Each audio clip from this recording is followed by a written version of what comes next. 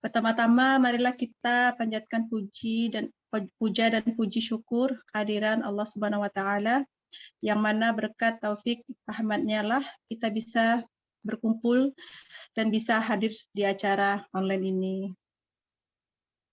Tidak lupa kita salawat dan salam curahkan kepada junjungan Nabi kita, Nabi Muhammad SAW. Semoga kelak kita mendapatkan syafaatnya. Amin ya rabbal alamin. Pertama-tama saya mungkin ibu-ibu sudah kenal atau belum kenal, mau perkenalkan ustazah kita, Haji Nurjana Hulwani ya. Maaf ya. Maaf ustazah. Ustazah kita ini, Masya Allah ya. Kalau saya baca detail ustazah, Masya Allah. Sampai nggak bisa baca saking banyaknya. Ustazah, perjalanan ustazah kemanusiaan dari 2011 sampai 2018 ya.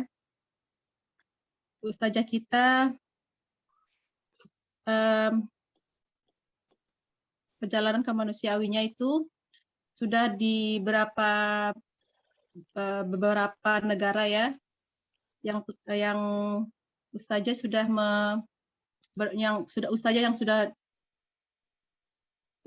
sudah ustazah kunjungi itu Sudan, Myanmar, Gajah ya. Gajah 3 kali, Mesir, Suriah dan Palestina, Turki, dan Lebanis, dan ustazah juga menghadiri konferensi aktivitas Palestina Internasional di Istanbul ya. Dan ustazah juga penulis buku ibu-ibu. Hikmah, nama bukunya Hikmah Berserak di Bumi Gajah, Prada Tauraik Pembebasan Palestina, Masya Allah. Ini ustazah kita ya, detail ustazah kita yang ibu-ibu yang belum kenal. Ya, itu ustazah kita. Masya Allah.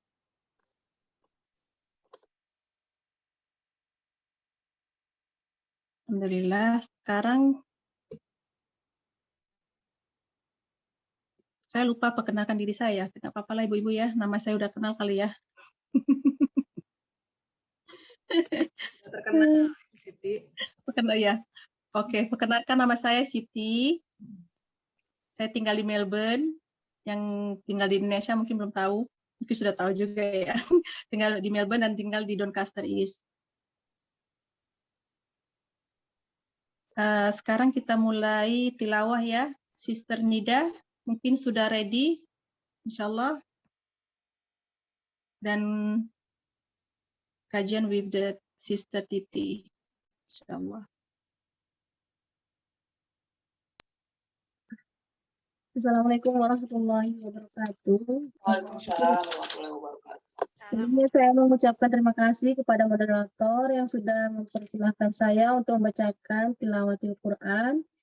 Mohon dikoreksi ibu-ibu karena di sini saya juga sedang belajar dan udah lama banget nggak mengaji ya di depan umum seperti ini. Kayaknya udah semenjak di sini udah nggak pernah lagi gitu. Jadi mohon dikoreksi sama-sama ya. Yang mau kita baca itu di surah Al-Isra itu ayat 26 sampai 31.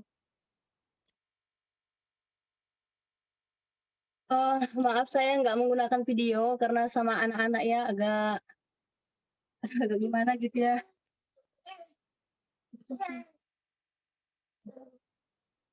Oke. A'udzu billahi minasyaitonir rajim. Bismillahirrahmanirrahim.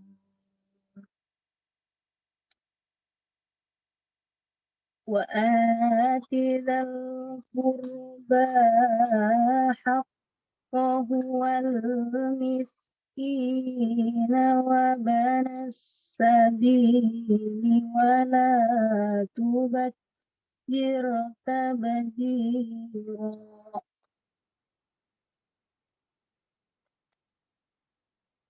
Innal mubadzirina kanu ikhwana syayatin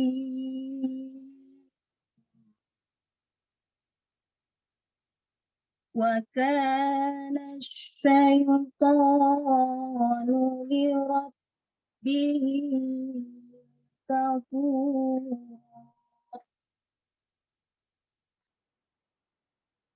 Wa imma tu'ridanna anhum ibtigha'a rahmatin min rabbika tarjuha faqul lahum qawlan maysura. ولا تجعل يدك مغلولة إلى عنقك ولا تبسطها كل البسط فتقعد ملوما محسورا. Kata Ibu Ani. Iya. Inna rabbaka yabsutur rizqa. Inna rabbaka yabsutur rizqa liman yasha'u wa yaqdir. Innahu kana bi'ibadihi khabiran basira. Wala taqtulu awladakum khasyata imlaq. Nahnu narzuquhum wa iyyakum inna qatlahum kana hita'an kabira. Sadaqallahul azim.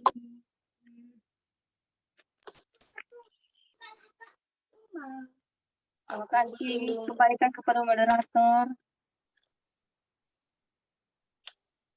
Alhamdulillah, terima kasih Sister Nida. Mungkin dilanjut dengan Sister Mbak Titi. Bismillahirrahmanirrahim. Aku berlindung kepada Allah Subhanahu wa taala dari godaan setan yang terkutuk. Dengan nama Allah yang Maha Pengasih, Maha Penyayang. Dan berikanlah haknya kepada kerabat dekat, juga kepada orang miskin dan orang yang dalam perjalanan. Dan janganlah kamu menghambur-hamburkan hartamu secara boros. Sesungguhnya orang-orang yang pemboros itu adalah saudara setan, dan setan itu sangat ingkar kepada Tuhannya. Dan jika engkau berpaling dari mereka untuk memperoleh rahmat dari Tuhanmu yang engkau harapkan, maka katakanlah kepada mereka ucapan yang lemah lembut. Dan janganlah engkau jadikan tanganmu terbelenggu pada lehermu, dan jangan pula engkau terlalu mengulurkannya sangat pemurah. Nanti kamu menjadi tercela dan menyesal. Sungguh, Tuhanmu melapangkan rezeki bagi siapa yang Dia kehendaki, dan membatasi bagi siapa yang Dia kehendaki. Sungguh, Dia Maha mengetahui, Maha melihat hamba-hambanya. Dan janganlah kamu membunuh anak-anakmu karena takut miskin. Kamilah yang memberi rezeki kepada mereka dan kepadamu. Membunuh mereka itu sungguh suatu dosa yang besar. Maha benarlah Allah yang Maha Agung. Makasih. Mbak Siti, silakan. Alhamdulillah, terima kasih Sister Nida dan Sister Mbak Titi yang sudah membacakan tilawah dan tilawahnya. Semoga kita yang membaca dan mendengar mendapatkan pahalanya, mendapatkan pahala dari Allah Subhanahu wa taala. Amin ya rabbal alamin. sekarang kita sebelumnya saya terima kasih kepada Ustazah yang sudah bisa hadir di hari ini juga, yang menyempatkan dirinya untuk mengisi materi-materi kita hari ini, insya-Allah. Dan ibu-ibu, apabila ada yang mau bertanya bisa inbox saya atau langsung chat di sini. Insya Allah kita akan tanya jawab setelah Ustazah menjelaskan materi-materi hari ini. Silakan Ustazah. Insya Allah. Bismillahirrahmanirrahim. Assalamualaikum warahmatullahi wabarakatuh. Alhamdulillah wassalatu wassalamu ala Rasulillah wa ala alihi wa sahbihi ajmain. Amin amma ba'du.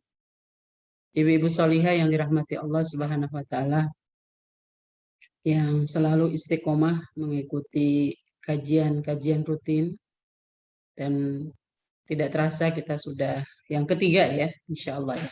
3 atau keempat, ketiga ya. Hari ini kita akan membahas tentang cerdas dan syar'i mengelola keuangan keluarga ya. Mungkin saya izin untuk share dulu materinya. Ini ya.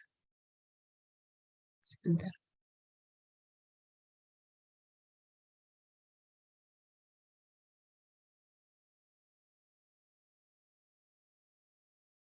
Sorry. Ya, ibu-ibu sekalian, sebagaimana di awal kita sering mengulang-ulang ya, bahwa tujuan hidup kita ini adalah untuk beribadah kepada Allah Subhanahu wa taala. Maka apa saja yang kita lakukan sesuai dengan peran kita masing-masing, itu harus dikaitkan dengan ketaatannya. Apakah segala aktivitas ya, pikiran, sikap, rencana-rencana kita itu mendapat ridho Allah Subhanahu wa taala. Nah, ini kita akan bahas sedikit tentang mengelola keuangan keluarga ya. Tentunya bagi kita yang sudah menjalankan ya, ini sebagai penguat ya, saat kita mengelola keuangan keluarga dengan baik dan tidak bertentangan dengan nilai-nilai, maka saat kita mengelola pun kita mendapatkan poin pahala dari Allah Subhanahu wa taala. Yang pertama, kita akan bahas dulu tentang mengelola keuangan keluarga dalam Islam ya. Jadi sebelum kita mengelola, kita harus paham dulu tentang kedudukan dana ya, atau harta yang kita kelola itu, atau keuangan yang kita kelola itu. Karena ini nanti akan terkait ya dengan cara kita mengelola itu sendiri ya. Jadi pemahaman mendasar ini yang harus kita pahami.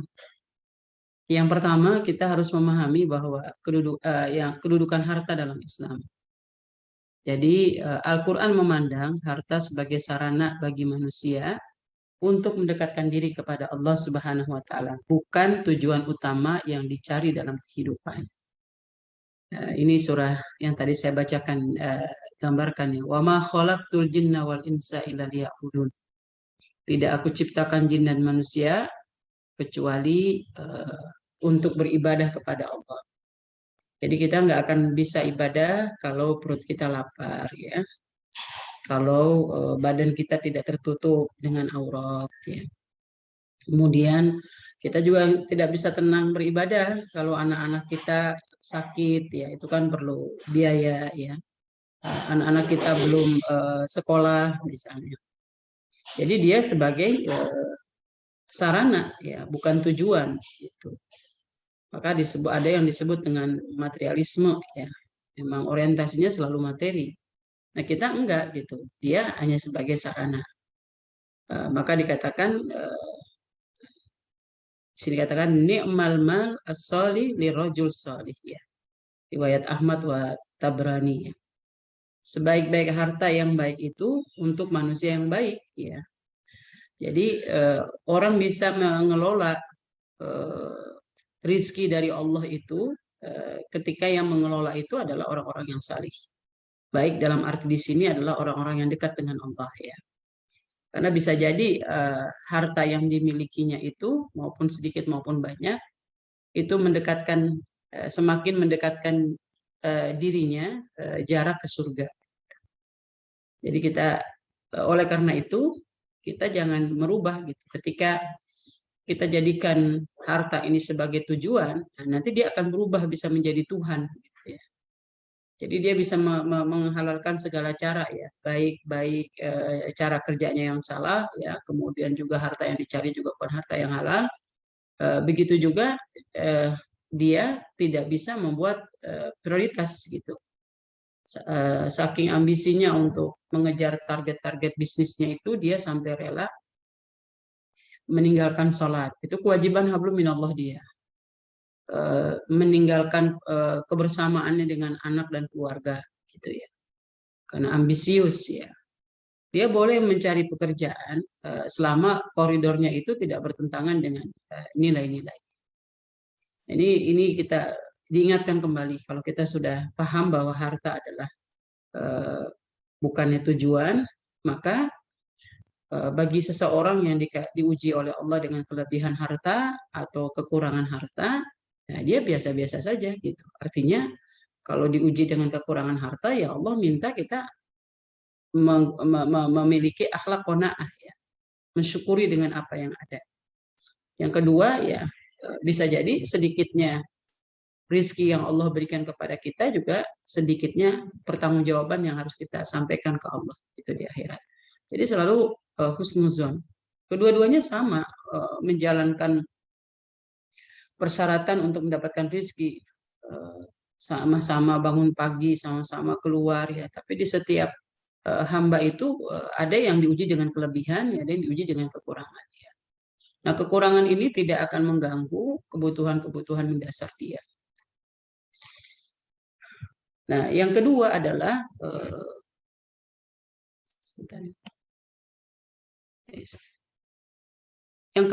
memahami prinsip-prinsip tentang harta itu sendiri ya. Prinsip-prinsip tentang harta. Pertama kita harus memahami bahwa pemilik mutlak harta adalah Allah ya. Ya kita ingat saja sejarah kelahiran, proses kelahiran kita itu siapapun ya yang punya jabatan, konglomerat ya atau ada julukan orang paling kaya di Indonesia atau seluruh dunia ya. Proses lahirnya sama gitu. Tidak bisa apa-apa dan tidak membawa apa-apa. Tinggal kita mempertanggungjawabkan rizki yang Allah berikan itu. Yang banyak ya berarti pertanggungjawabannya juga banyak gitu ya. Yang sedikit juga sedikit. Berimanlah kamu kepada Allah dan Rasul-Nya dan nafkahkanlah sebagian dari hartamu yang Allah telah menjadikan kamu menguasainya.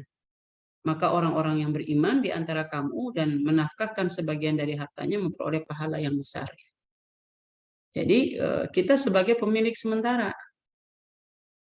Nah, ketika menjadi pemilik sementara ini, karena kita bukan pemilik utama ya, maka Allah ngasih saran gitu ya. Kalau hartanya kita gunakan untuk kebaikan ya, menafkahkan sebagian dari hartanya ya, maka dia akan memperoleh pahala yang besar.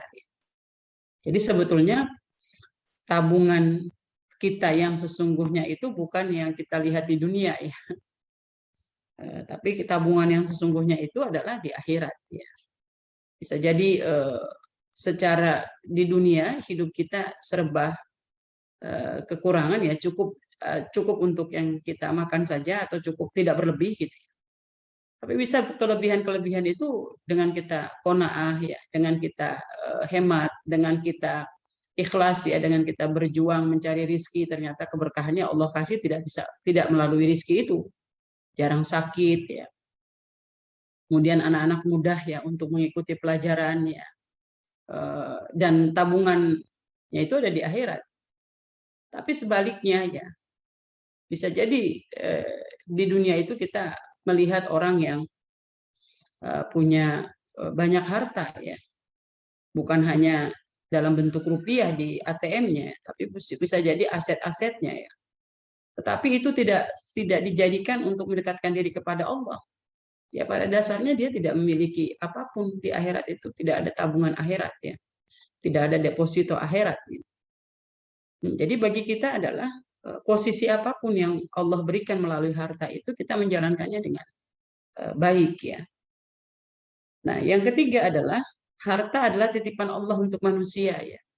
Dan Allah melebihkan sebagian kamu dari sebagian yang lain dalam hal rizki. Tetapi orang yang dilebihkan rizkinya itu tidak mau memberikan rizki mereka kepada budak-budak yang mereka miliki, agar mereka sama merasakan rizki itu. Maka mengapa mereka mengingkari nikmat Allah? Jadi kalau yang di atas itu adalah dikasih rizki dia berbagi, ya kalau yang ini kita lihat kan Allah akan melebihkan sebagian kamu dari sebagian yang lain dalam hal rizki ya. Jadi ada ya dikasih kelebihan dia tidak gunain gitu untuk ini kan kepada budak-budak contoh saja ya, pada orang-orang yang berhak dari harta kita itu. Misalnya ambil contoh dalam keluarga itu kita tidak boleh ya terlalu memanjakan, tidak boleh berlebih-lebihan gitu ya, tetapi terlalu pelit juga nggak boleh. Yang kita harus berikan itu hak-hak anak itu ya. Jadi kita harus penuhi dulu sebagaimana Allah memenuhi hak-hak kita gitu ya. Allah tahu supaya manusia ini tidak komplain ya, Allah kenyangkan, Allah buatkan tempat tinggal ya. Kemudian Allah buka pintu-pintu rizki agar dia bisa beribadah. Kita juga di rumah begitu. Jadi nggak bisa anak harus merengek-rengek gitu, dari minta sarapan minta baru disiapin, makan siang gitu, makan malam gitu. Itu udah kewajiban orang tua gitu ya. Nah, tinggal kita memenuhi itu semua dan memang sesuai dengan porsinya. Kewajiban untuk bulanan misalnya ya. Sampai lagi kalau sekolah-sekolah yang tidak dapat subsidi ya, mengandalkan pembayaran guru-guru yang ngajarin anak kita itu dari SPP ya. Nah, walaupun limitnya sampai tanggal 10 ya, kalau kita sudah ada tanggal 1 itu lebih bagus. Itu masuk kepada persoalan afdoliyatul amal ya. Tidak menunda-nunda ya. Jadi hak-hak itu harus kita penuhi itu ya, sebagai bahwa salah satu fungsi bahwa Allah memberikan rezeki kita itu adalah memenuhi apa yang dibutuhkan ya. Tetapi ya itu tadi ya, ketika kita memenuhi kebutuhan anak betul-betul harus berpijak kepada kemampuan ekonomi kita, tidak untuk ria ya. Kemudian juga disesuaikan dengan kebutuhan anak ini urgen apa enggak sih gitu. Dan anak-anak itu harus dicontohkan ya sejak dini gitu ya. Saya ngerasa banget ya, almarhum suami saya itu termasuk orang yang memaknai ayat-ayat Allah tentang innal mubazirina kanu ikhwana syayatin. Mubazir itu bukan hanya makanan yang tersisa satu suap gitu ya. Ketika keran ngucur saja ya setetes-tetes tidak diperbaiki, itu lebih mubazir daripada sesuap nasi gitu ya. Pepsodent misalnya ya, dibuka tutupnya habis dipakai, dan itu kalau jatuh ke kolam berapa banyak dosa mubazir itu ya, air nggak bisa digunain, pulpen ya tidak ditutup lagi ya. Jadi beliau memaknai ayat, anak sama-sama penceramah ya, mendidik anak-anak tuh situ, naruh sesuatu ya di tempatnya supaya tidak boros nyari-nyari waktu, nyari-nyari barang gitu. Nah itu ternyata setelah almarhum meninggal itu melekat ya. Paling kecil anak saya SMU kelas 2 ya, dari mulai yang sudah nikah ya sampai yang bekerja, yang kuliah, itu melekat, padahal nggak pernah ada duduk bareng gitu ya, ini kamu harus sederhana begini deh Mbak. Nah, jadi sering diskusi, ini kan masih ada nih gitu, masak lauk bisa nggak besok dikurangi, ini akhirnya mubazir kan gitu. Ada anak saya yang selalu ditunggu semua udah selesai pada makan, pasti dia nanya di grup, kalau sayurnya masih ada sisa, tolong ya taruh di kulkas gitu. Besok pagi dia bawa ke kantor, yang laki-laki. Nah itu kan pendidikan sejak selama almarhum ya hidup ya.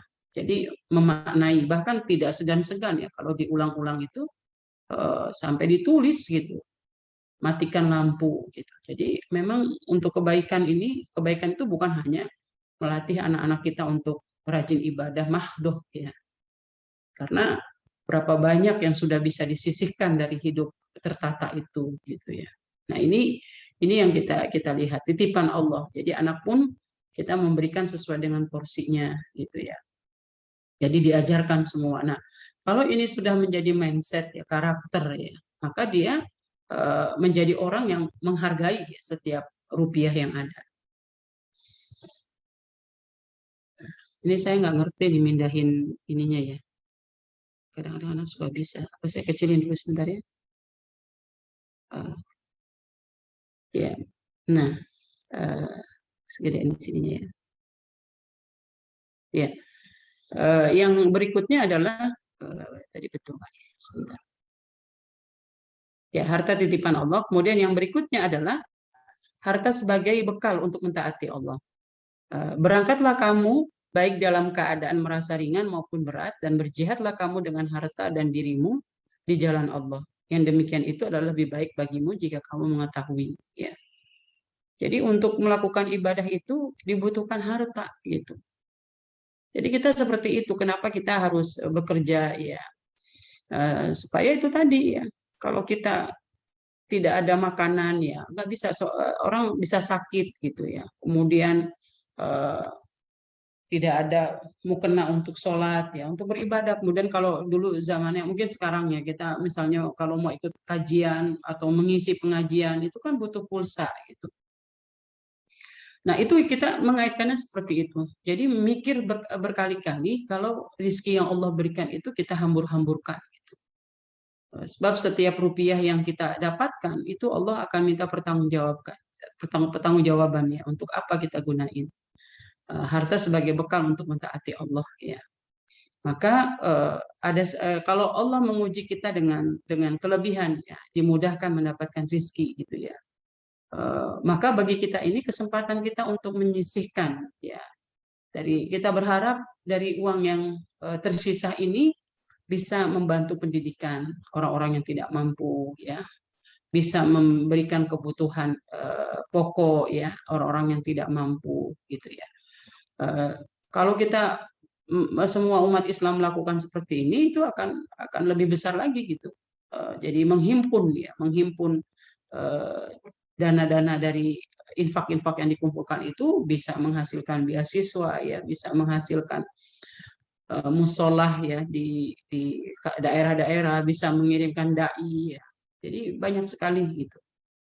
Kan memang kita harus membuat sarana itu ya, misalnya ini kan ibu-ibu taklim, misalnya taklim seperti ini ya, mulai dari sesuatu yang paling sederhana, misalnya mengumpulkan recehan ya. Membantu itu kan tidak hanya selalu harus di Palestina gitu. Mungkin program setahun sekali kita tahun ini membantu untuk yatim, untuk yang lainnya gitu ya. Jadi tidak mengganggu uang-uang kita yang memang terbatas gitu ya, tapi kita masih bisa menyisihkan. Kemudian harta sebagai ujian keimanan ya.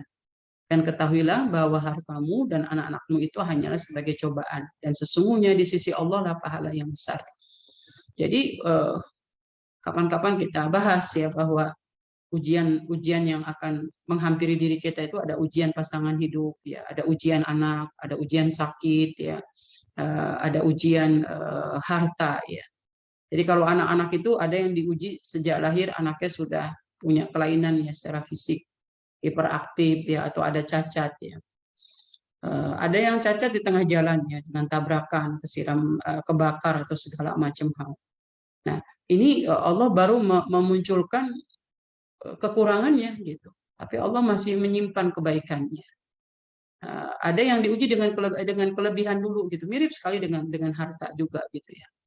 Kemudian harta juga begitu, ada yang dikasih dengan lebih ya, ada yang dikurangi ya. Nah semuanya sama tujuannya, dia merupakan ujian. Apakah dengan harta yang lebih ini dia semakin dekat kepada Allah, apakah dengan ujian harta yang sedikit ini dia semakin dekat kepada Allah. Dan selalu Allah membuat perumpamaan, sesusah-susahnya kamu gitu ya, masih ada yang lebih susah gitu ya. Sekaya-kayanya kamu gitu ya, kalau kita ada yang sombong gitu, masih ada pemilik kekayaan itu, Allah Subhanahu wa Ta'ala. Yang harta kita kalau mau dibilang 7 turunan dia gitu, saking banyaknya, unlimited misalnya. Tapi dia nggak akan bisa memberikan dana untuk orang nggak usah se-RW lah, se-RT saja. Misalnya ada kita lihat ada kisah selebriti misalnya dia punya tanggungan untuk membiayai 9 apa 6 janda gitu yang ditabrak oleh anaknya gitu ya. Itu kan punya keterbatasan juga, faktor umur, popularitas dan segala macam hal ya. Itu juga bagian yang harus kita ambil pelajaran ya, kalau terjadi apa-apa sama diri kita ya kita tidak banyak berjanji gitu supaya kita khawatir perjalanan kita tidak bisa memenuhi gitu ya. Nah, jadi ujian-ujian ini kita harus lihat bahwa kita menjadi orang-orang yang lulus di ujian dengan harta yang kelebihan ataupun yang sedikit. Tapi pada umumnya kata Ibnu Taimiyah, orang yang banyak lulus itu kalau diuji dengan kekurangan. Dan banyak yang tidak lulus kalau diuji dengan berbagai macam kemudahan, ya, kelebihan. Ya. Dan jarang kita ngingetin gitu ya, orang yang kaya raya, ya pendidikannya tinggi, kemudian populer, punya jabatan, kita deketin gitu.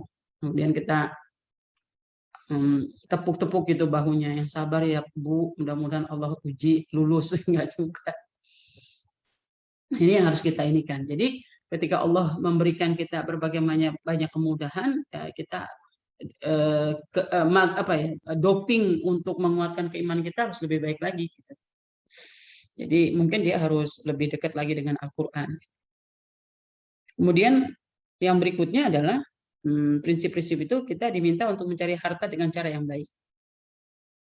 Hai orang-orang yang beriman, nafkahkanlah di jalan Allah sebagian dari hasil usahamu yang baik-baik dan sebagian dari apa yang kami keluarkan dari bumi untuk kamu.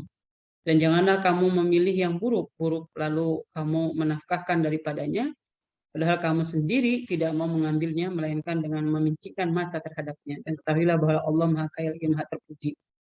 Ini ayat ini banyak pesan yang bisa kita ambil ya. Kita diminta untuk berinfak dari hasil yang halal ya.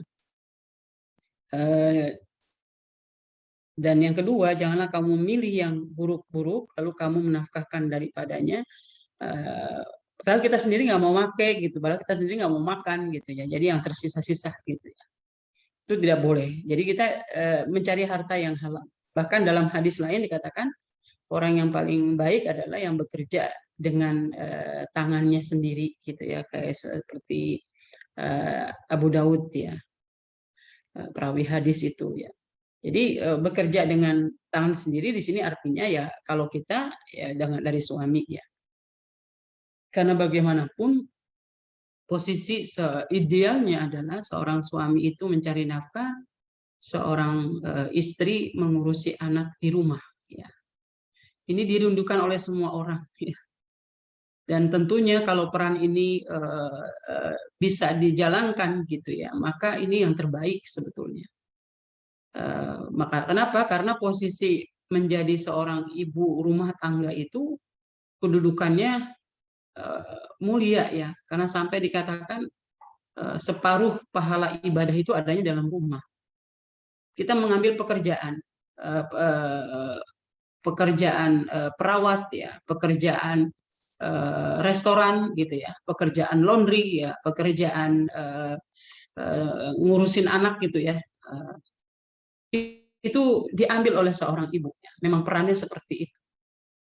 Nah, ini dirindukan oleh semua umahat ya, ibu-ibu yang merindukan itu. Tapi realita yang ada ternyata kebutuhan untuk kebutuhan mendasar saja kurang. Makanya bisa jadi seorang istri bekerja itu ya terpaksa karena untuk memenuhi kebutuhan. Maka dia hukumnya adalah bisa jadi wajib. Karena Allah tidak suka dengan orang yang mengandalkan hidup dengan berhutang gitu ya. Dan kemudian ada dengan cara sunnah ya dia bekerja karena kebutuhan wajib terpenuhi tapi yang lain belum gitu, dia punya tanggungan buat orang tuanya gitu ya. Itu kan ada ya kaidah-kaidah perempuan bekerja, tapi hukum dasarnya itu semua orang merindukan di dalam rumah gitu ya. Saya punya anak ya yang pertama ya itu Dulu almarhum tuh punya target pokoknya anaknya harus S2 gitu ya. Tapi dengan berjalannya waktu dapat jodoh setelah S1 gitu ya. Yang kedua juga begitu. Dari pendidikannya Unpad Jatinangor ya. Itu sastra Inggris misalnya. Tetapi ketika suaminya sudah terpenuhi ya, dan itu ternyata lebih sehat gitu ya. Jadi mencari harta, tetapi bukan berarti ya udah kalau begitu kita nggak perlu berpendidikan tinggi ya. Beda lah, beda sekali gitu. Orang-orang yang berpendidikan tidak sama dengan orang yang tidak berpendidikan. Gitu. Kenapa? Karena untuk kita adalah laboratorium mendidik anak menjadi orang-orang yang memberikan manfaat buat dunia dan akhirat. Dia dikatakan al-ummu madrasatu. Orang-orang di luar sana ya, dia tidak ada pilihan ya kecuali harus bekerja. Gitu. Tapi bukan berarti suatu saat ya kita juga bukan orang-orang yang mengandalkan kepada yang selalu diingatkan oleh Allah ya, dan kita banyak sekali baca pendapat para ulama ya. Yang harus kita ingatkan sumber rezeki itu dari Allah Subhanahu wa taala.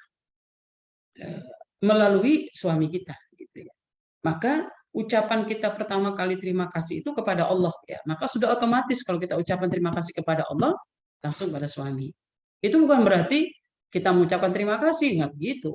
Ketika kita membuktikan ketaatan kita kepada Allah, tanggung jawab kita sebagai seorang istri, sebagai seorang ibu dari anak-anak kita, dan kita selalu menghadirkan kasih sayang, itulah bentuk rasa syukur kita gitu ya.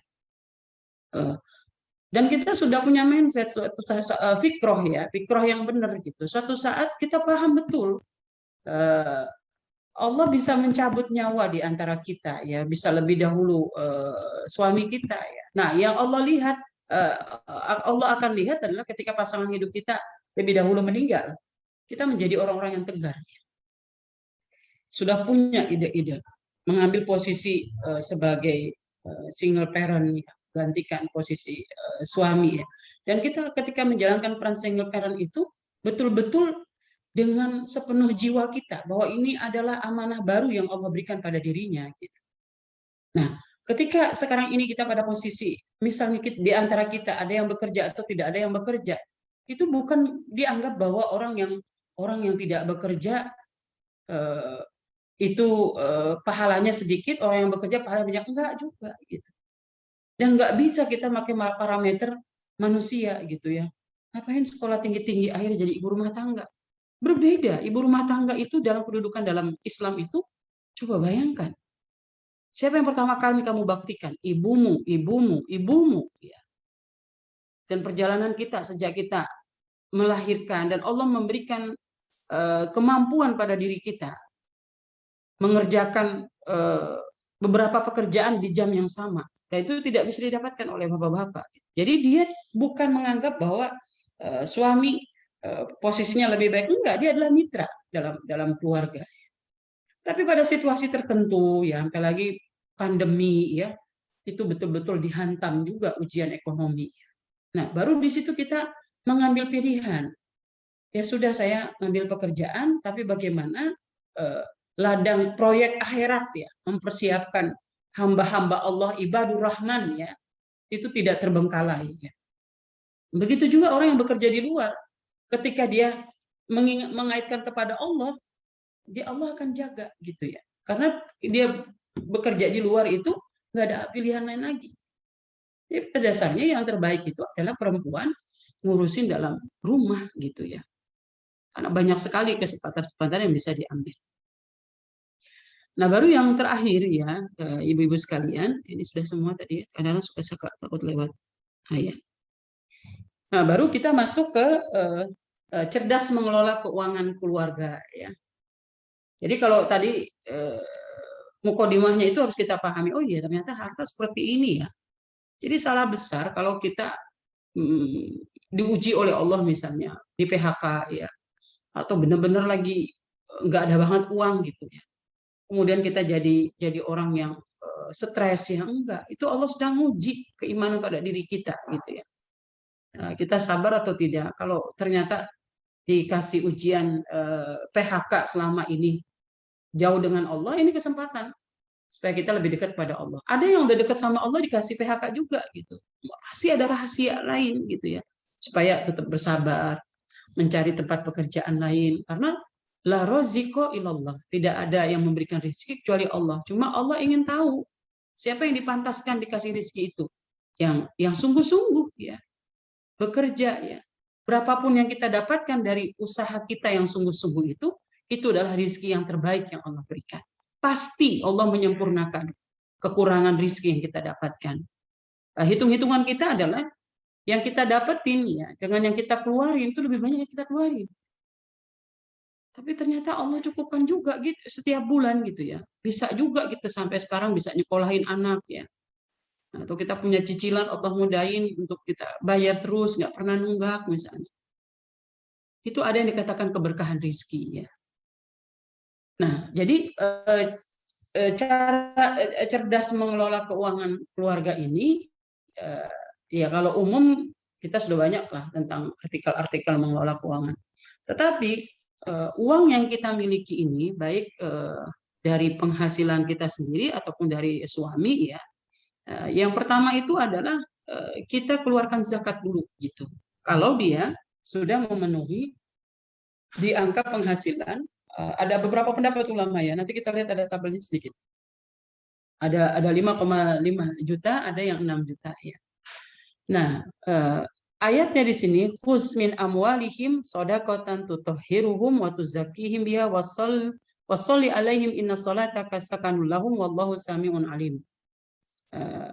Makna sodako di sini adalah maknanya zakat ya. Ambillah zakat dari sebagian harta mereka, dengan zakat itu kamu membersihkan dan mensucikan mereka dan mendoalah untuk mereka. Sungguhnya doa kamu itu menjadi ketentraman jiwa bagi mereka dan Allah Maha mendengar lagi Maha mengetahui.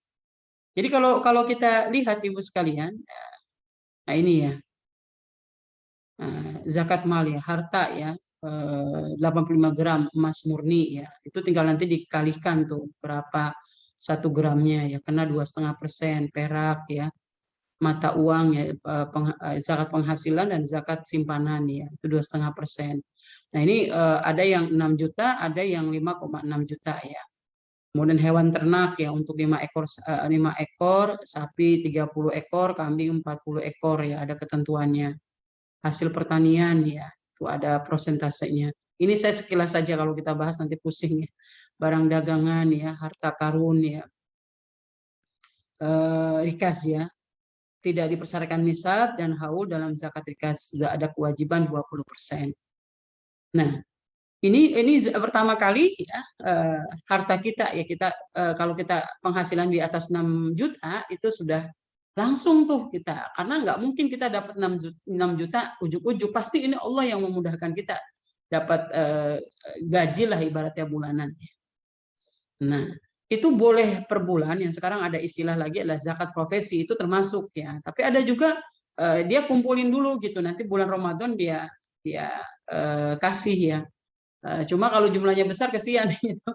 Karena ada orang yang kebutuhannya kan bukan Ramadan saja gitu ya. Nah ini 2,5% dari uang yang kita dapetin nih, sebelum diapa-apain itu dulu, karena nggak bisa zakat itu kita bagi-bagi dulu baru keluar, nggak boleh. Jadi dia betul-betul harus bersih dulu ya. Nah setelah itu adalah kalau kita nggak nyampe sampai 6 juta ya, di bawah 6 juta, maka kita berinfak dulu gitu ya, kita sisihkan ya, nggak mesti setelah gajian harus diinfakkan hari itu, enggak, tapi kita sudah punya mindset ini dikeluarin dulu gitu untuk infaknya ya, walaupun hanya bentuk catatan bisa jadi. Di sini di hadis Bukhari dikatakan, infakkanlah hartamu, jangan engkau menghitung-hitungnya, menyimpan tanpa mau mensedekahkan, jika tidak maka Allah akan menghalangi barokah rizki tersebut. Janganlah menghalangi anugerah Allah untukmu, jika tidak maka Allah akan menahan anugerah dan kemurahan untukmu ya.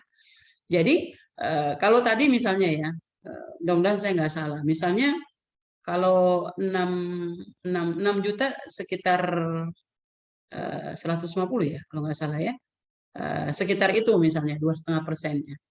Kecil banget kan, dari 2,5% itu dia memberkahi dari sisanya gitu. Berinfak juga begitu gitu. Sampai lagi kalau berinfak nggak ada ketentuan 2,5%. Gitu. 10.000, 20.000 ya kita sisihkan gitu. Yang bisa jadi kita ngasihnya mungkin di akhir bulan ya biar kerasa gitu ya. Itu akan memberkahi itu semua harta-harta yang kita punya gitu ya. Dan yang menarik ini Allah akan keberkahan rizki itu dari yang kita kasih itu. Makanya kenapa orang banyak uangnya tapi banyak habisnya. Karena bisa jadi hak-hak orang lain itu tidak terpenuhi, tidak diberikan ya. Kalau di akhir-akhir Ramadan gitu ya, itu ada juga yang suka telepon gitu ya. Bu Nur, saya ini harusnya ngeluarin zakat mal 10 juta gitu. Boleh nggak 10 juta itu saya berikan ke anak cucu gitu ya? Nggak bisa. Zakat mal itu 8 asnaf di luar dari tanggungan kita gitu. Ya harus di luar gitu ya. Yatim ya, fakir miskin ya, yang menuntut ilmu fisabilillah misalnya. Nah ini kita lihat. Jadi kita berkahi dulu gitu, karena keberkahan itu bukan pada jumlah banyak atau sedikitnya ya, tapi di situ Allah membersamai setiap rupiah yang kita miliki ya. Nah kemudian mengeluarkan dana tidak untuk ria ya, tidak mubazir dan tidak israf ya. Tadi sudah dibacakan tuh ayatnya ya. Aku paling tidak butuh pada sekutu-sekutu, barang siapa yang beramal sebuah amal, kemudian dia menyekutukanku di dalamnya, maka aku tinggalkan dia dan syiriknya ya, syirik ria itu, syirik kecil ya. Jadi kita mengeluarkan dana ya, itu pakemnya adalah jangan ada unsur ria ya. Belanja kemana-mana ya, itu betul-betul sampai adab tuh diajarkan ya. Urusan yang begini-gini gitu kan, setiap orang standar sederhana itu berbeda-beda. Nah, jangan sampai belanjaan kita ini membuat iri orang lain, ya, membuat iri orang lain gitu. Jadi kita betul-betul mesti menjaga ya perasaan, sampai lagi kalau yang tinggalnya dipetakan gitu ya. Semua belanjaan kebutuhan pokok ya, pakaian ya, membangun rumah dan segala macam hal ya. Bukan berarti orang yang tidak ria itu bangunan dia punya mampu bangunan yang bagus ya. Bagus bukan berarti untuk ria. Lalu dia apa ya? Karena saking ketakutannya membuat jadi suasana di rumah juga nggak kondusif, bukan gitu ya. Atau karena nggak untuk pamer aja sih. Kemudian tidak mubazir ya, dan tidak israf ya. Wala tubazir tabzira. Innal mubazirina kanu ikhwana syayatin wa kana syaitan li rabbih kafura. Sesungguhnya orang-orang yang pemboros itu adalah saudara setan, dan setan itu sangat ingkar kepada Tuhannya. Dan janganlah kamu menghambur-hamburkan hartamu secara boros. Sesungguhnya pemboros-pemboros itu adalah saudara-saudara setan. Ini ada dua terjemahan. Nah, Ar-Raghib Al-Asfani dalam bukunya Al-Mufradat fi Gharib Al-Quran mengartikan kata israf, boros dengan berlebih-lebihan, adapun kata mubazir diartikan dengan menyia-nyiakan ya. Jadi ini termasuk pengelolaan keuangan ya. Kalau konteks sekarang, saya yakin ibu-ibu juga sudah baca tentang konsep minimalis ya. Konsep minimalis itu sebetulnya dalam Islam sudah dari dulu gitu ya. Mungkin baru diuji coba oleh orang yang Jepang gitu ya, yang saya mungkin pernah ulang-ulang ya, bagaimana kita dalam semua hal ya tidak boleh boros ya, dan harus banyak belajar ya, karena seperti misalnya ada kaulan syadida, ada kaulan lainan ya, ada omongan yang tegas, ada omongan yang lembut ya, kemudian berkata baik kalau tidak diam. Nah, itu kan kita butuh skill. Nah, itu ilmu tentang buku skill ya, bagaimana seni berbicara gitu ya. Nah, seni mengelola keuangan, kemudian bagaimana hidup makna sederhana dan tidak mubazir dalam konsep Islam itu kita bisa praktekkan dalam kehidupan sehari-hari. Yang tadi saya contohkan misalnya zaman dulu gitu ya, almarhum suami saya, ya dia bisa jadi belajar dari orang tuanya gitu ya, memanfaatkan kertas-kertas bekas bungkusan, kan kalau bungkus bawang cabai belakangnya masih ada yang putih gitu, itu dibuat ngalihin, dulu kan nggak ada kalkulator gitu ya. Nah tadi itu ya, anak-anak disuruh cari tutup pulpen sampai ketemu gitu ya. Masih kecil itu karena pensil hilang mulu ke sekolah, itu dibuatin tali rapia gitu di tasnya sama abinya gitu ya. Nah dalam konteks sekarang kita kan udah canggih ya, bisa banyak baca buku gitu ya. Bagaimana kalau saya sempat baca-baca juga dan tentang minimalis itu setelah kita telusuri di Islam udah ada gitu. Tentang pakaian yang mereka mengatakan bahwa dari pakaian yang kita pakai itu 30% aja yang kita pakai, yang selebihnya enggak gitu ya. Kita lihat lagi dapur kita, ya, ini mungkin teman-teman sudah bisa memahami ya bahwa dalam semua hal ya, tentang tisu ya, tentang kapas buat pembersih ya, dan semua barang-barang yang ada di dapur kita, di ruangan tamu kita itu harus selalu kita jaga. Selain yang tertata rapi, yang tidak banyak barang itu adalah indah dilihat ya, dia juga akan ekonomis ya. Dan itu dana-dana yang harusnya dihambur-hamburkan itu bisa disisihkan untuk berinfak gitu ya. Itu ya. Kemudian yang berikutnya adalah menghindari belanja konsumtif dan berhutang ya. Salah satu cara mengatur keuangan keluarga dimulai ketika kita bisa membedakan antara keinginan dan kebutuhan ya. Ini butuh banget enggak? Bahkan untuk membedakan ini keinginan atau kebutuhan, kalau kita membeli sesuatu untuk didiemin gitu 3 bulan gitu ya. Ini mendesak banget enggak sih? Ternyata sampai 3 bulan keinginan kita untuk membeli itu enggak mengganggu gitu perjalanan sehari-hari kita. Ya berarti masih bisa dikendalikan gitu ya. Jadi ini yang sering kita baca dalam tulisan-tulisan tentang mengatur keuangan, mampu membedakan keinginan dan kebutuhan gitu ya. Termasuk dengan era sekarang ya, kalau di Jakarta itu tentang GoFood ya. Keseringan GoFood ya akhirnya jadi boros gitu ya. Bagaimana dia bisa mengelola, dan banyak hal ya kita lihat orang yang menghambur-hamburkan uang itu karena belum bisa membedakan ini keinginan atau kebutuhan. Begitu juga banyaknya promo-promo diskon-diskon itu bisa juga benar, bisa juga itu adalah marketing mereka gitu ya. Kita nggak pernah tahu harga utamanya dulu berapa gitu ya. Jadi yang penting adalah kebutuhannya. Nah, yang berikutnya adalah ini konsumtif, makanya orang yang berhutang bukan karena hutang konsumtif itu Allah akan mudahkan untuk membayar. Tapi yang konsumtif ya akhirnya debt collector ya, dikejar-kejar karena itu tadi ya tujuannya untuk pamer ya. Jadi apa ya namanya ya, untuk cari muka di luar itu, tapi dia terseok-seok sebetulnya.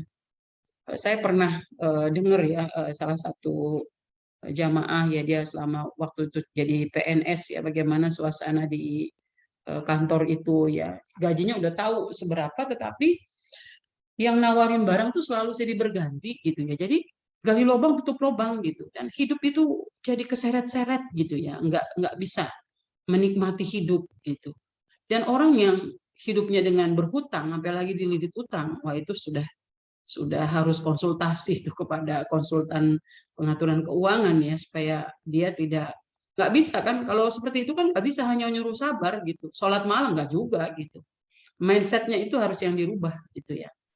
Dan saya kemarin itu dapat kabar ya, jadi memang menjaga keimanan itu penting banget ya, harian ya, dan harus betul-betul diasah terus ya. Jadi saya kenal dulu seseorang ini ya, dia sebagai seorang ustadz gitu ya, dia teladan lah kita lihat, tapi kita nggak tahu kan perjalanan hidup seseorang itu. Dengar kabar terakhir tuh percaya dengan mistik gitu. Jadi selama ini orang mengenal dia baik gitu ya, bahwa saya nanti akan dikasih uang puluhan miliar gitu, tapi saya harus nyiapin uang dulu nih 35 juta gitu. Nah, dulu jamaah-jamaahnya tuh ditelepon satu-satu gitu ya. Jadi udah kayak orang nggak ada lagi nilai ya sebagai orang yang dekat dengan Allah gitu. Jadi kayak percaya bahwa ada lipatan uang nantinya itu dengan dia memberikan ke orang itu ya. Jadi sampai orang bingung gitu ya, minjamnya nggak tanggung-tanggung lagi, 10 juta, 20 juta gitu. Kadang-kadang kita suka, ya Allah ya Robbi, mudah-mudahan Allah jaga kita gitu ya. Jangan sampai menjadi orang-orang yang seperti itu gitu, jadi hilang dengan sendirinya gitu yang membekas pada diri ya. Nah, yang kedua adalah menghindari berhutang ya. Di sini dikatakan man farraqa ruhul jasadi wa huwa bari'un min salasin nahrul jannah minal kibri wal gululi wad din.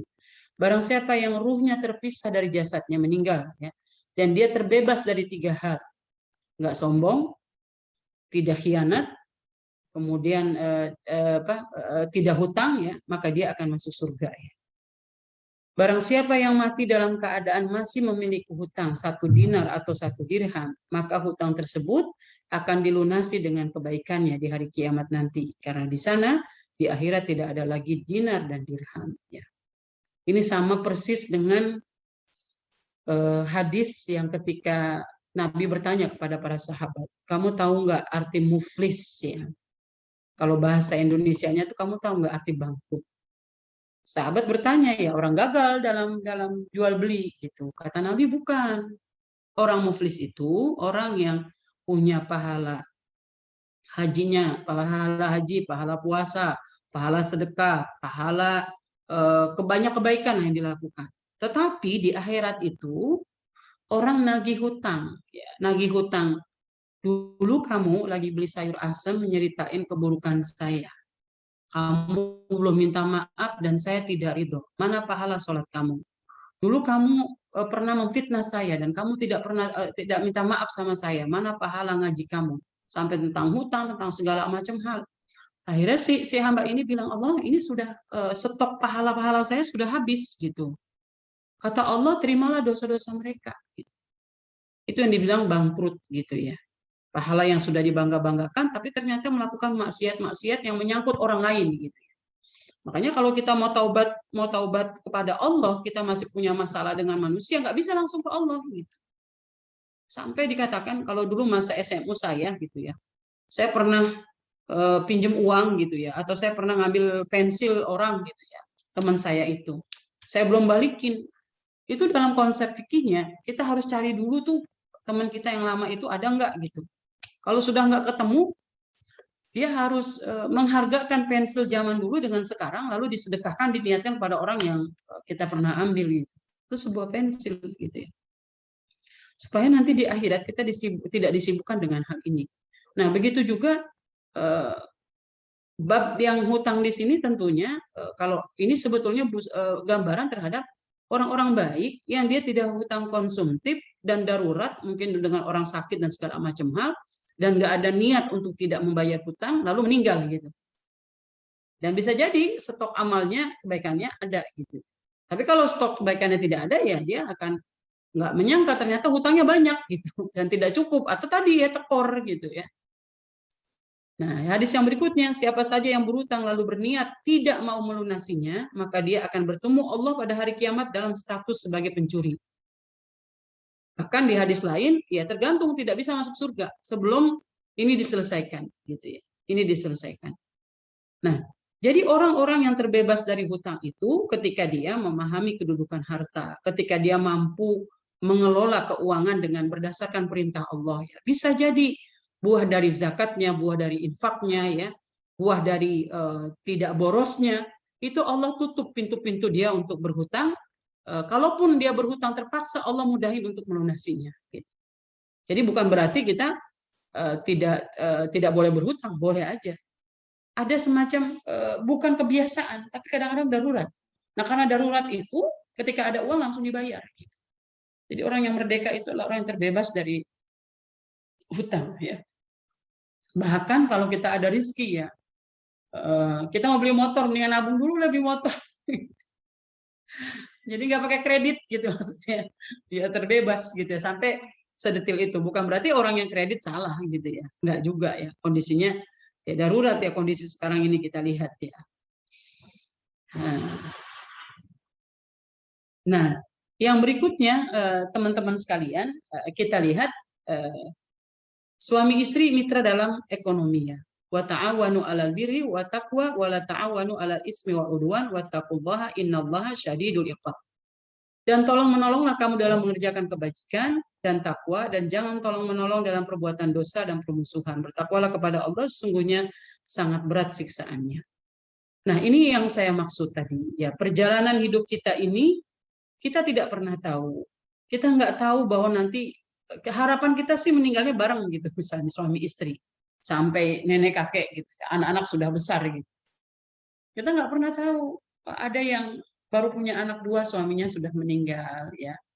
Mau nggak mau si istri ini harus fight gitu ya. Makanya kita sedia payung sebelum hujan gitu. Selama ini ya ilmu yang kita miliki nggak apa-apa, karena ibaratnya Allah memberikan ruang kita, mudah-mudahan ya dengan peran kita di dalam rumah ini mempersiapkan anak-anak kita lebih soleh dari kita ya, lebih cerdas dari kita gitu ya, karena al-ummu madrasatun. Tapi ketika suatu saat ujian itu menghampiri kita, karena ujian Allah menghampiri kita tuh nggak pernah nego gitu ya, nggak pernah diskusi dulu. Jadi Allah memberikan sesuatu yang menurut, kenapa ini yang saya diuji gitu, kenapa yang nggak yang lain? Allah nggak bisa begitu. Jadi kita harus betul-betul mandiri gitu ya. Kalau saya selama Bapak masih hidup, memang kita saling ta'awun ya. Penghasilan Bapak nggak cukup, ya saya juga harus ngajar gitu ya. Makanya ketika ya almarhum masa-masa berat itu kan 6 tahun ya. Kita sudah tidak lagi memikirkan ini Umi kecapean sendiri, enggak, karena dari awal mindset kita udah sama-sama gitu. Jadi nggak ada keluh kesah dan segala macam hal, dan yakin banget rizki la roziko ilallah gitu. Yang nggak boleh itu kalau saya baperan, ya nangis, kemudian nggak mau bekerja, nggak mau mengelola gitu ya. Nah, jadi ini yang kita lihat semuanya ada. Tetapi impian semua muslimah yang dekat dengan Allah itu pengennya yang ideal gitu ya. Suami cari nafkah, istri di rumah. Karena dengan istri ada yang di rumah ini, hal-hal yang kemungkinan untuk terjadi ketika istri bekerja sudah diminimalisir gitu ya. Walaupun bekerja itu bisa jadi bagi seorang ibu ya jihad gitu, karena kebutuhannya nggak cukup gitu ya. Jadi bagi kita saling membantu dalam bab ekonomi. Nggak bisa setelah kita membantu kemudian posisi suami menurun, enggak. Karena kita dikasih tahu caranya ya, bahwa seorang istri yang bekerja itu pahalanya adalah bukan menggugurkan kewajiban. Jadi tenaganya, pikirannya, dananya, ya, gajinya itu dicatat sedekah oleh Allah. Yang kedua, Allah akan turunkan takliful qulub ya dalam keluarga itu. Semakin menyayangi ya, suami istri saling membantu, saling menyayangi anak-anak ya. Kemudian figur ayah juga makin dicintai oleh anak-anaknya. Makanya dikatakan kenapa permata yang paling indah itu istri soleha. Itu tadi, kesolehan dia itu terjaga terus ya, mau jalanin peran domestik maupun di luar ya. Nah ini yang harus kita lihat. Jadi kenapa masa iddah itu 3 bulan 10 hari ya, itu adalah sebetulnya masa-masa ketergantungan seorang istri ya, dalam bab bantuan orang ya. Tapi setelah itu dia udah harus mandiri gitu. Nah, kemandirian ini itu tidak harus ketika suami sudah mampu bekerja kita harus bekerja, tidak harus juga. Gitu. Karena ada juga bekerja bukan mencari nafkah ya, tetapi untuk kontribusi terhadap umat dakwah misalnya. Kalau dalam satu wilayah nggak ada dokter kandungan perempuan atau nggak ada perawat misalnya yang perempuan ya, dan itu membuat ketidaknyamanan orang yang melahirkan, bisa jadi itu diskusi saja sama suaminya, berkhidmat untuk dakwah ya, dengan dia bisa, atau bisa juga dibuat suasana lokasi kerjanya tidak jauh dari rumah ya, agar peran-peran domestiknya ini tidak terganggu gitu. Nah yang terakhir ini ya, saya ngitungin rumusnya itu, kalau rumus umum kan potong dulu ya 50% ya untuk kebutuhan biaya hidup, lalu 30% untuk cicilan ya, lalu 10% tabungan dan investasi, 10%-nya baru dana sosial, infak. Nah kita enggak, 10% ini gambaran umum ya, sesuai saja dengan kemampuan kita. Kita mengeluarkan 2,5%, 10% itu bisa jadi tambahan dengan infak dan yang lainnya ya. Intinya sih 2,5% itu wajib zakatnya ya. Setelah itu kita berinfak, bersedekah, pada masalah. Nah, 50%-nya itu baru kebutuhan biaya hidup. Nah, ini saya yakin ibu-ibu trik-triknya banyak lah ya. Tapi saya biasanya nerapin itu diamplopin ya. Jadi 30 hari itu diamplopin, budget belanja saya sehari berapa, di hasilnya berapa.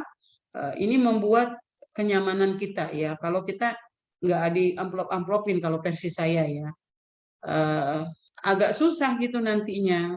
Di hari-hari ini kita merasa punya uang banyak gitu, habis dapat uang ya bulanan, ternyata udah keteteran gitu. Jadi udah terukur nih, nggak boleh keluar dari angka segini gitu ya.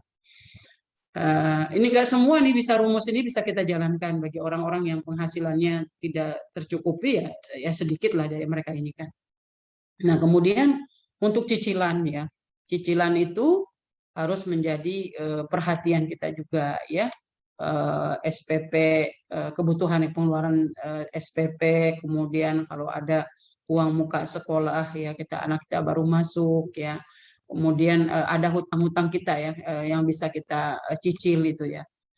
Dua cara sebetulnya, bisa juga kita tabungin dulu ya dalam sebulan 2 bulan, sebulan, akhir bulan baru kita bayar, kita transfer kepada yang kita punya hutang gitu ya.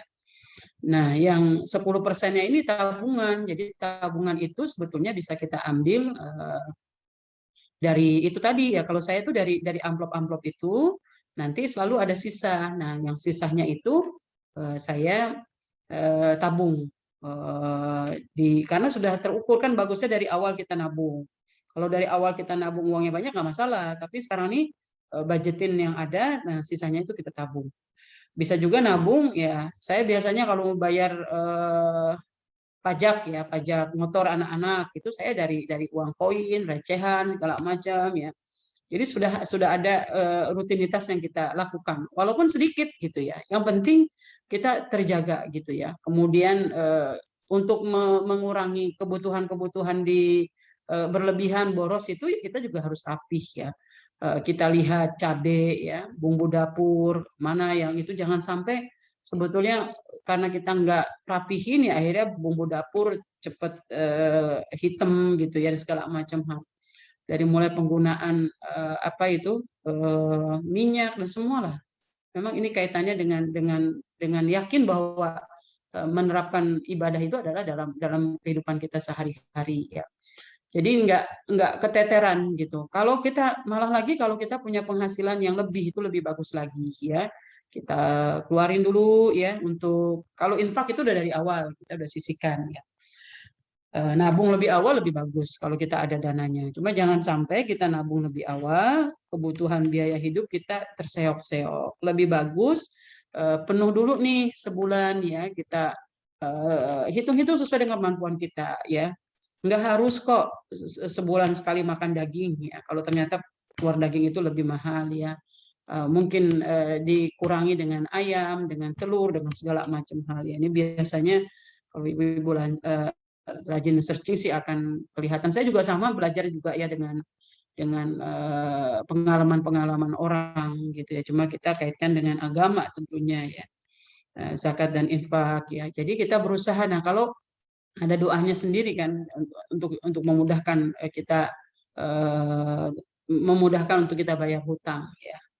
Atau ada istilah juga, ada ATM yang suka, ada buku tabungan yang memang ada ATM-nya untuk sehari-hari kita, ada buku tabungan tanpa ATM.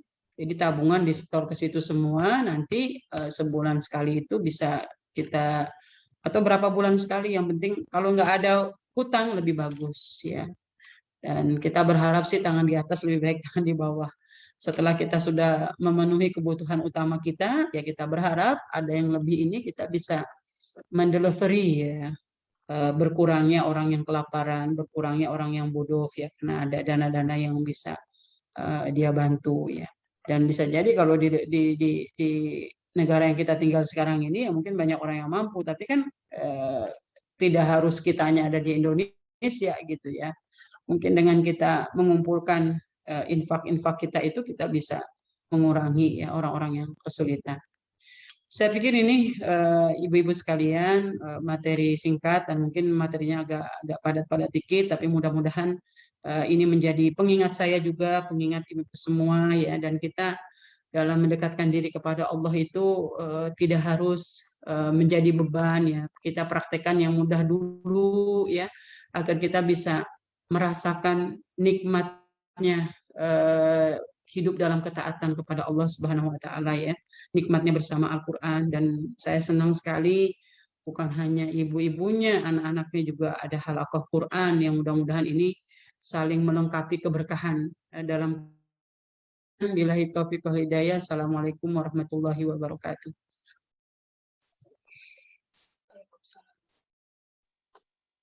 Jazakallah khair Ustazah. Masya Allah ya. Masya Allah, penting sekali ya pesampaian Ustazah ini hari untuk mengubah apa yang kita lakukan. Masya Allah, penting sekali pembahasan untuk mengatur keuangan sehari-hari kita sebagai seorang ibu rumah tangga ya. Berikut rangkuman dari materi Ustazah hari ini.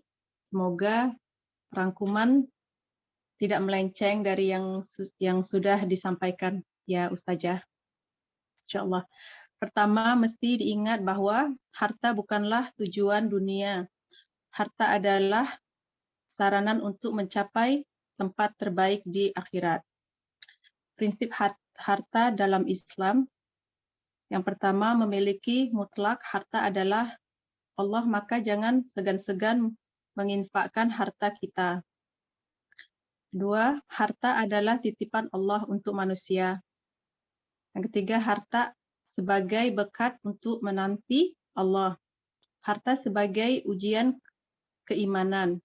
Seringkali yang tulus ujian adalah orang-orang yang kekurangan harta, dan yang kelebihan harta justru tidak lulus ujian dari Allah.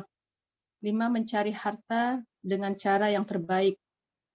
Sebenarnya yang terbaik untuk wanita adalah mengurus rumah tangga, membesarkan anak sebaik-baiknya, bukan mencari harta.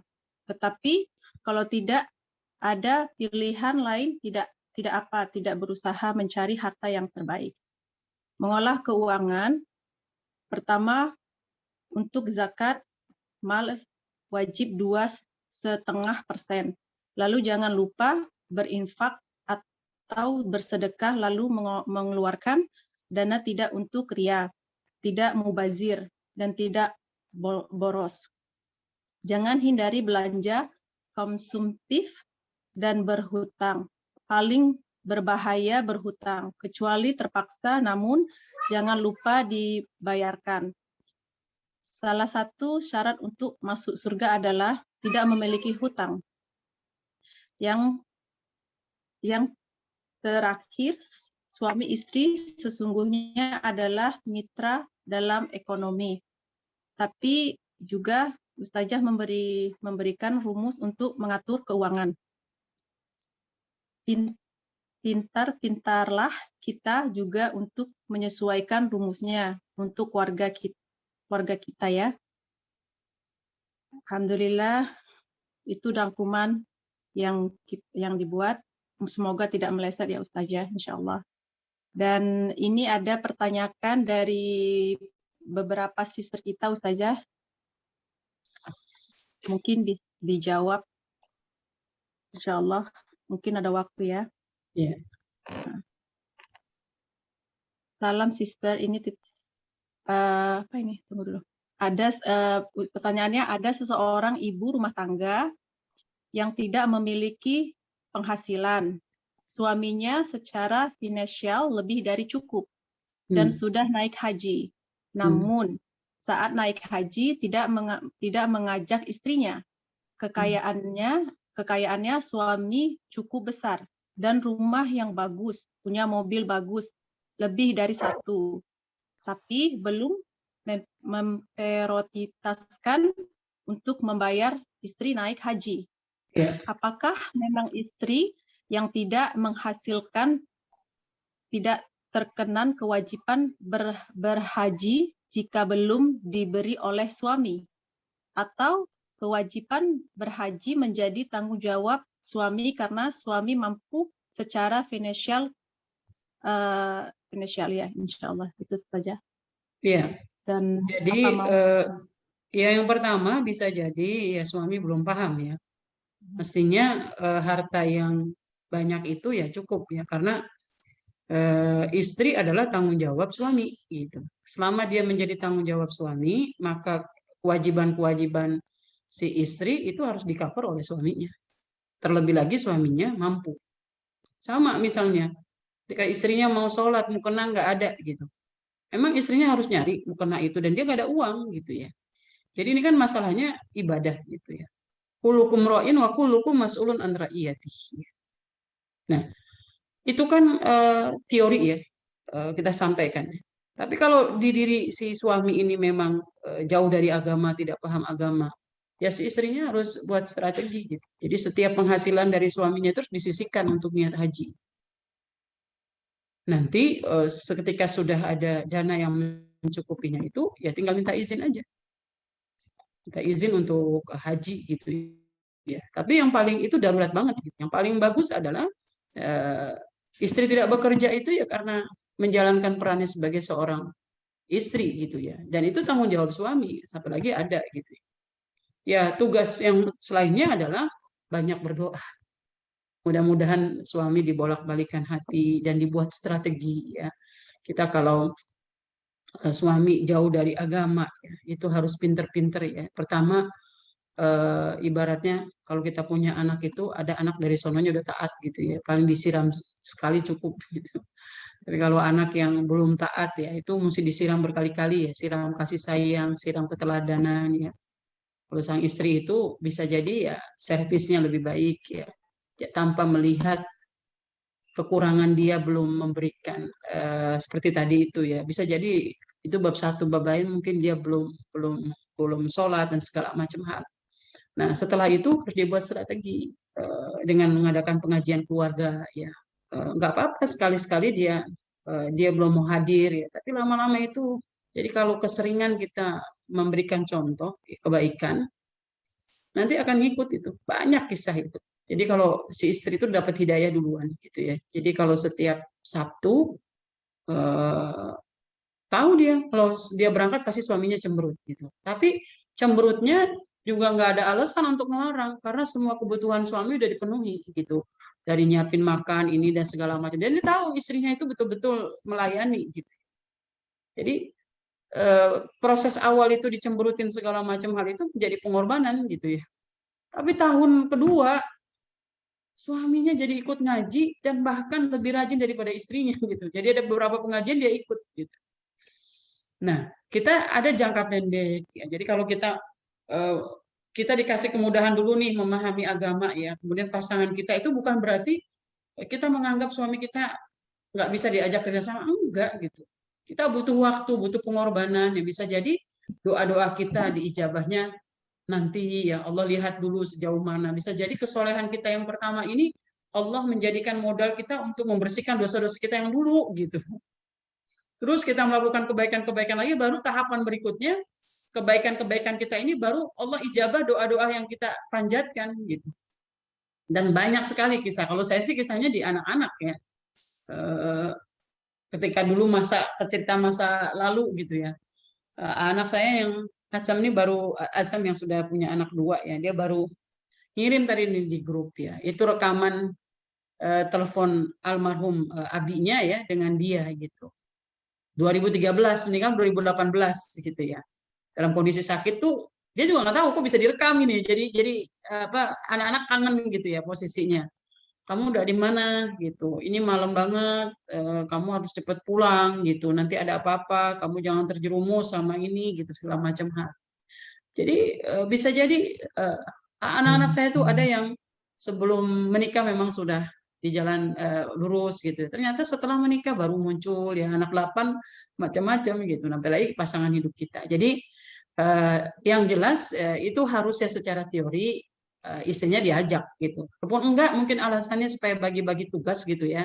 Kalau dua-duanya pergi nanti anak sampai nungguin, ya mungkin pada periode yang berikutnya dia harus menghajikan gitu ya. Nah tipe suami itu kan enggak ada yang kadang-kadang ada tipe yang sorohah ya terang-terangan. Tapi ada yang adanya dalam hati doang dia nggak ucapin. Jadi persepsi istrinya salah paham gitu ya. Padahal enggak kok, saya ada niat kok mau kamu berangkat haji gitu misalnya. Nah, jadi gitu tahapannya ya. Ada jangka pendeknya, berdoa terus ya, nggak boleh berhenti. Apalagi kalau sekarang kan haji juga kita susah ya.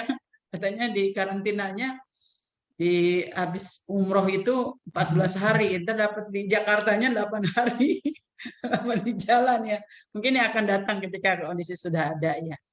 Jadi insya Allah selama masih hidup ya, ya kita banyak doa dan segala macam hal pasangan hidup kita mudah-mudahan kasih hidayah gitu ya.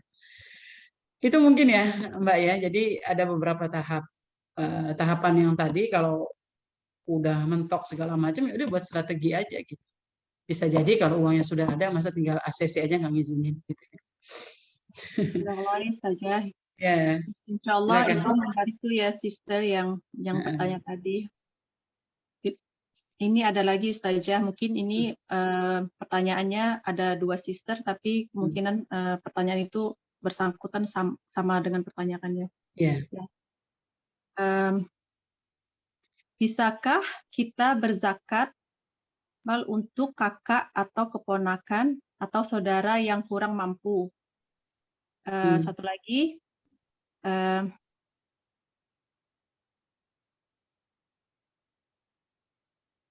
dan pertanyaannya Ustazah menjelaskan materinya, ingin menanyakan klarifikasi. Jadi kalau zakat penghasilan itu DNL-nya dikeluarkan per bulan atau per tahun? Itu saja. Itu bersangkutan 2 orang ya. Ya, yang pertama ya 8 asnaf itu bukan ada ikatan darah dengan kita. Jadi kalau ikatan darah itu namanya sedekah. Jadi sedekah yang kita keluarkan buat orang lain ya. Termasuk itu tadi misalnya saya harus zakat 5 juta ya. Itu untuk orang lain yang tidak ada hubungan dengan kita gitu ya. Jadi jangan sampai distribusi ada misalnya ya akhirnya ketahuan juga gitu ya. Dia buat lembaga sosial ya untuk yatim dan beasiswa buat yatim gitu ya. Setelah ditelusuri, dibedah gitu ya, ternyata itu buat keluarga besarnya. Yang yatim ada berapa, ini ada berapa, sementara itu dipublikasikan untuk umum gitu ya. Jadi kalau 8 asnaf itu fakir miskin itu dia memang tidak ada hubungan darah dengan kita ya.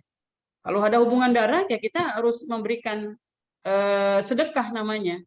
Misalnya sedekah begini kita kumpulkan gitu di keluarga besar ini ada yang kurang mampu kita kasih gitu ya. Jadi kalau zakat itu bagusnya di orang luar ya yang tidak ada hubungan dengan kita. Kecuali misalnya yang jaraknya udah jauh gitu ya. Jadi kalau seorang ibu nggak boleh sama anak sama cucu, sampai lagi menantu gitu ya. Dia masih punya kewajiban, sampai lagi anak-anaknya zakat sama ibunya nggak bisa. Dia harus di luar gitu ya. Itu yang ini. Jadi kalau kita mau ke keluarga yang sedarah itu, yang masih ada hubungan sedarah itu namanya sedekah, bukan zakat ya. Misalnya kita zakat 200.000. Ya, kita niatin lah 100.000 ini buat infak gitu. Buat sedekah ya, buat ngasih hadiah gitu. Kita kan sedekah nanti itu. Nah, 100.000 ini kita kumpulin sampai setahun misalnya. Yang sedekah itu kan bisa menjadi bingkisan lebaran ya, apakah sembako atau ini gitu ya, itu akan lebih kerasa gitu bantuannya. Atau tergantung kita, jadi mau sehari, mau sebulan 25.000, mau ini ya, ini harus kita niatkan kalau kita ada keluarga besar ya. Itu satu. Yang kedua tadi apa ya, lupa saya. Yang kedua per bulan ya, zakat ya. Jadi zakat profesi tergantung orangnya ya. Kalau orangnya ini istiqomah ya, misalnya dia zakat setiap bulan itu 200.000 misalnya. 200.000 dia kumpulin setahun berarti 2,4 ya. Sekitar itu ya 2,4 ya, 2,4 juta ya. Kalau di setahunnya itu misalnya Ramadan misalnya itu 2,4 juta tuh ada di genggaman tangan ya nggak ada masalah gitu. Tapi keimanan itu kan fluktuasi ya. Kalau ternyata sebulan sekali ini meringankan beban dia, tidak numpuk ya, itu lebih bagus setiap bulan. Kita titipkan aja ke lembaga, ke ini ya, itu akan masuk ya dalam bab itu ya. Atau bisa juga kolektif gitu. Sebetulnya akadnya sudah diserahkan ke taklim kita nih, yang mau zakat segala macam bisa dikumpulin, tapi bisa jadi nanti di akhir Ramadan baru diserahkan atas nama ini. Dia sudah ada akadnya di situ dan nggak jadi beban lagi di kita karena dananya sudah nggak di kita gitu. Apalagi kalau yang penghasilannya ya banyak kebutuhannya gitu ya, banyak kebutuhan tuh kadang-kadang bisa keseret-seret, hak itu diambil lagi dan nanti teteran tuh di ininya. Dua-duanya boleh Bu, mau dikumpulin dulu nanti di akhir tahun ya, udah setahun kita baru kasih, biasanya di Ramadan ya, atau per bulan. Itu namanya zakat profesi yang kita keluarkan gitu ya. Gak ada masalah, dua-duanya boleh gitu. Ada lagi Ustazah? Ya. Ini dari Mbak Ekti. Assalamualaikum Ustazah. Sampai kapan atau umur berapa kewajiban orang tua kepada anak-anak kita dari urusan dunia maupun urusan akhirat? Iya. Dan apakah pendidikan yang terbaik buat anak-anak, apakah di pondok pesantren atau solusinya gimana? Iya. Jazakallah khair. Jadi yang pertama Ibu, kewajiban utama kita mendidik anak itu kan sejak dalam kandungan ya. Kemudian sebelum dia balik nih, paling penting nih sebelum balik nih. Dan pelajaran yang paling berharga itu contoh orang tua gitu. Jadi bagaimana orang tua sholat, baca Al-Quran ya, tidak ada pertengkaran dalam keluarga gitu ya. Nah, termasuk pendidikan agama itu tentang dia tahu tuh puasa wajib ya, ini dan segala macam. Nah, sebelum balik itu adalah uji coba namanya. Jadi kalau uji coba itu ya nggak bisa kita langsung taklif ngasih beban gitu. Jadi latihan sholat ya, wudu ya, berjamaah dan segala macam itu dilatih di karantina selama 11 bulan itu karena targetnya adalah 11 bulan dia balik gitu. Nah, tujuannya kalau latihan ini di karantina 11 bulan, ketika balik itu udah mudah untuk melakukannya. Nah, bagaimana kita yang baru memahami Islam itu dia sudah lewat dari umur 11 tahun. Ya nggak apa-apa, kita mulai karantina lagi gitu. Seolah-olah dia memang baru dapat kajian itu. Jadi nggak bisa sama gitu ya. Dia baru mulai memahami Islamnya SMU, padahal dia udah balik kan, SMP misalnya atau SMU. Ya kita harus sabar. Sebagaimana kita ngajak orang dakwah gitu ya. Saya dulu ngajar dakwah perkantoran. Saya selalu memilih materi yang nggak membuat tersinggung gitu ya. Bisa jadi mereka ikut datang itu juga karena ikut-ikutan ya. Tapi setelah kita lihat beberapa tahun yang lalu, mereka langsung bilang, saya udah rajin sholat sekarang. Nah, itu juga metode yang kita gunakan kepada anak-anak kita gitu. Jadi harus sabar gitu ya. Intinya seorang ibu tahu anaknya itu sholat apa enggak gitu. Saya suka contohin tuh, anak saya udah pada besar dulu cerita. Kalau Umi nyuruh sholat, aku cepet-cepet untuk pintu gitu. Terus aku ngomong deh, Allahu Akbar, Sami Allahu liman hamidah, terus sambil duduk dia enggak ada. Terus saya bilang, kakak nggak bilang pun Umi udah tahu bahwa belum sholat gitu ya. Jadi kita bisa melakukannya seperti itu ya, mendidik anak gitu ya sampai dia balik. Terus sampai dia kan balik ini nanti ada aturan nih, bagaimana pergaulan dengan lawan jenis, menutup aurat terus itu. Dan biasanya setiap usia itu berbeda-beda. Ketika usia masih ketergantungan sama kita, porsi bicara itu lebih banyak. Tapi kalau sudah setelah dia balik, itu porsi teladan lebih banyak, gitu ya. Pokoknya apa yang kita lakukan dia akan lihat. Nah, batasannya sampai kita memilihkan atau menyaring calon hidupnya. Jadi kita harus bisa memastikan kalau anak kita menikah ini minimal kondisi keislamannya terjaga. Syukur-syukur bisa bertambah dengan dia menikah itu. Jangan sampai dengan menikah malah semakin jauh dengan Allah, berbagai macam hal yang dilakukan. Nah, setelah dia menikah, pokoknya kita memantau anak itu selama kita masih hidup. Kan nggak bisa, dia baru masuk dalam dunia rumah tangga.